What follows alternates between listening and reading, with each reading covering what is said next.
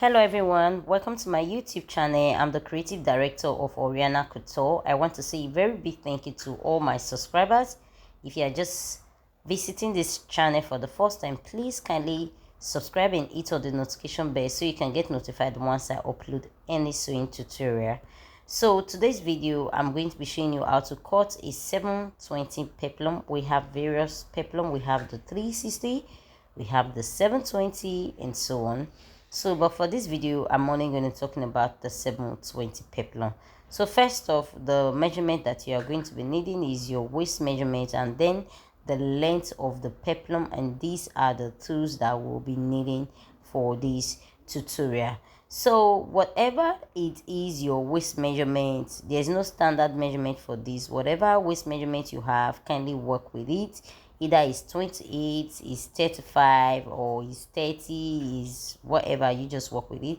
So for this, I'm working with a waist measurement of a total of 35. The original waist measurement is 33 and then 2 inch for my zipper, so which makes it 35. And then to get your 720 peplum, you divide your waist measurement, the total of your waist measurement, by 8.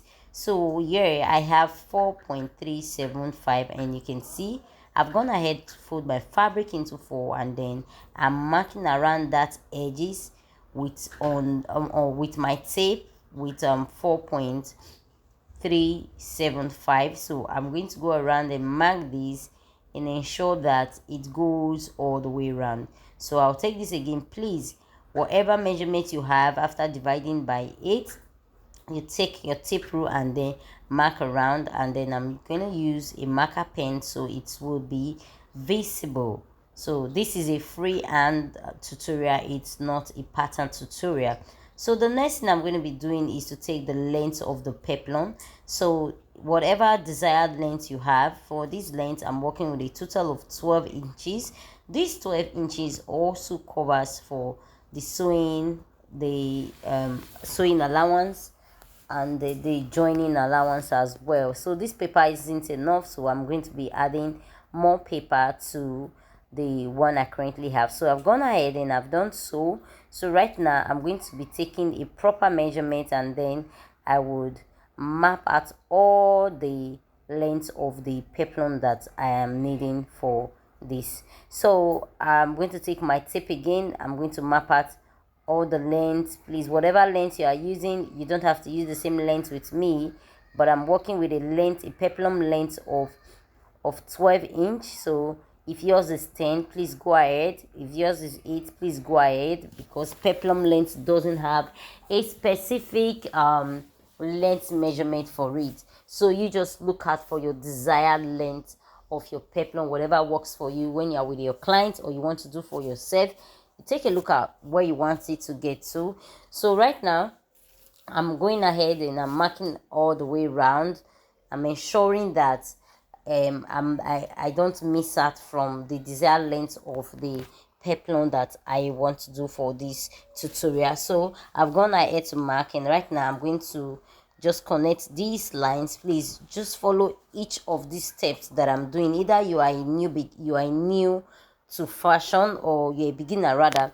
This is not difficult, it's very easy. So I've gone ahead to mark. I've connected all the points together, and now I'm going to be using my marker pen to connect each lines together so it will be visible for everyone to see on this video. So I'm putting this together, I'm connecting, and I've gone ahead to mark. So the next thing is that we are going to be cutting this out. So I'm going to be cutting this out. Please, when you are cutting, don't cut inside your don't cut inside the lines, cut outside the lines. When you are doing this, ensure you cut outside the lines so you won't miss your measurement. So please follow through every steps that I'm doing. So I've gone ahead to cut. And when you are cutting, don't cut with your fabric scissors, always cut with your paper scissors.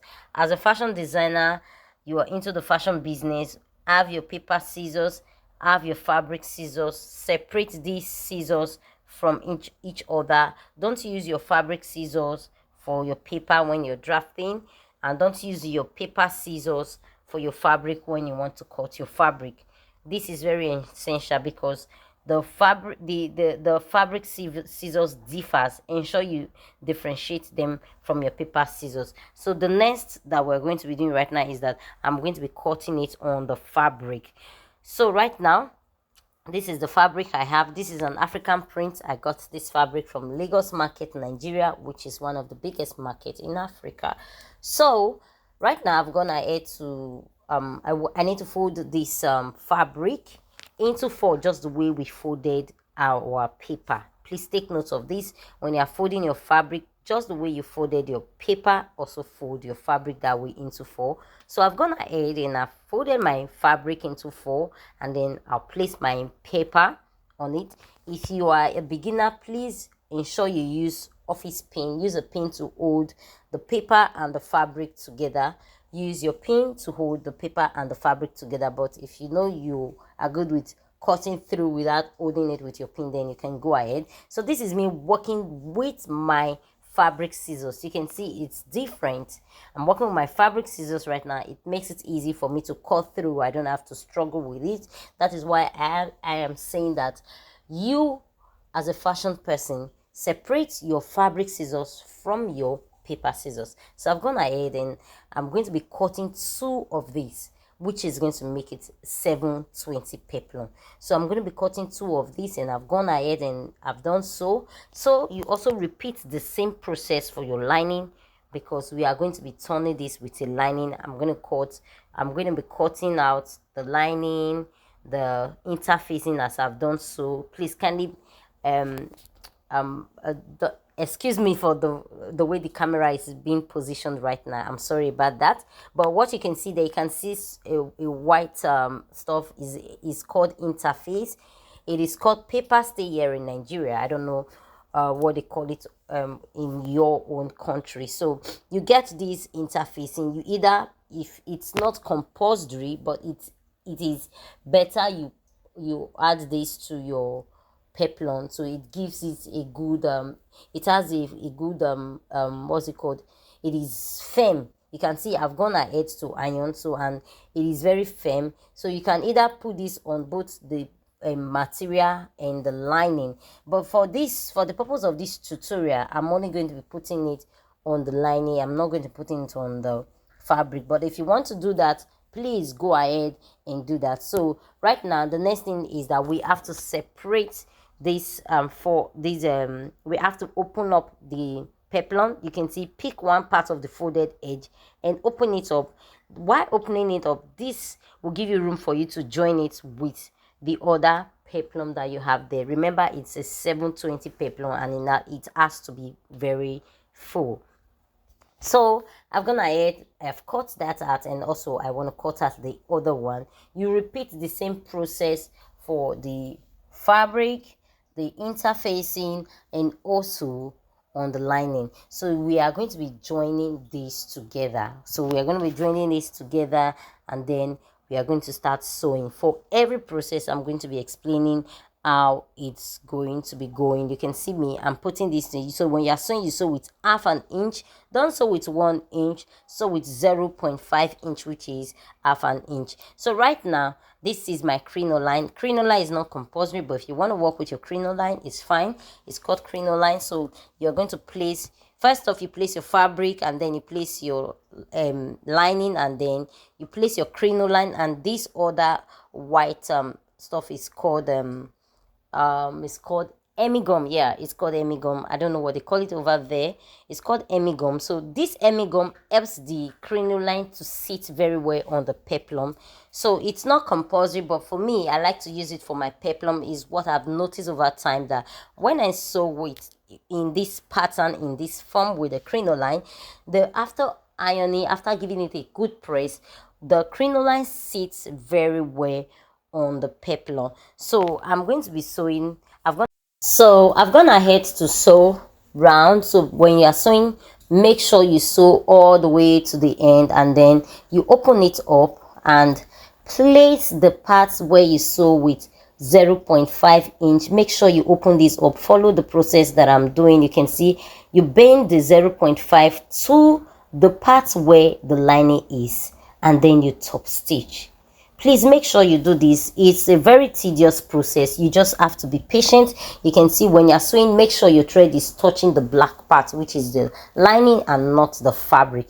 You can see I'm indicating this. So you're going to open it up that way, and then you top stitch to the end of your peplum. You top stitch to the end of your peplum, and so this is the result we have. Remember, I told you the crinoline sits very well after sewing. You can see how neat the sewing is. You can see the edge of the peplum. You can see how neat it is. I've gone ahead to top stitch, and we have a very neat work here. So all you have to do is to take out all your threads. Ensure your threads are out. Your crinoline is well ironed. You can see how neat it is, and it's sitting very well on the peplum. So the next video you're going to be seeing is a video of the peplum on the mannequin. So I just want to say a very big thank you to everyone that stayed to the end of this video. Thank you so much. If you haven't subscribed, please kindly subscribe to my YouTube channel, share with your fellow soulmates, and also hit on the notification bell so you can get notified once I upload any sewing tutorial. Thank you so much. Bye.